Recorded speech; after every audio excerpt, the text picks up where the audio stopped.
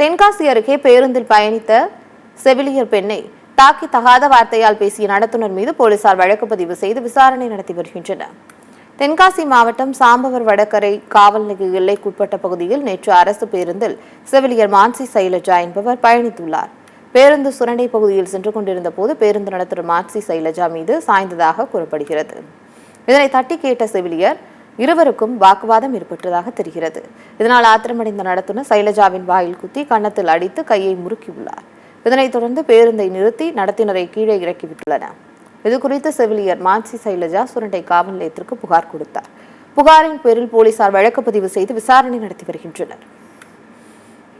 மான்சி சைலஜா, நான் சுரண்டை தனியார் மருத்துவமனையில் வேலை பார்க்கிறேன். நான் பணிக்கு செல்லும் போது காலையில் 5ஆம் நம்பர் பேருந்தில் கண்டக்டர் ரவி சுந்தர் அவர் எனது மேலே சாய்ந்ததற்கு நான் தட்டி கேட்டதற்கு தகாத வார்த்தைகள் என்னை பேசி என் கையை முறித்து என் கன்னத்தில் அடித்து இதை தட்டி கேட்ட எனது தாயாரையும் தகாத வார்த்தையில் பேசி அவரையும் கையில் அடித்து அவரை ரொம்ப துன்புறுத்தி பேசி தகாத ஸ்டாப் வருவதற்கு முன்னே பாதியிலே எங்களை இறக்கி விட்டு போங்கன்னு சொன்னார். இதுக்கு தகுந்த நடவடிக்கை எடுக்கும்படி காவல்துறையினரும் கேட்டுக்கொள்கிறேன்.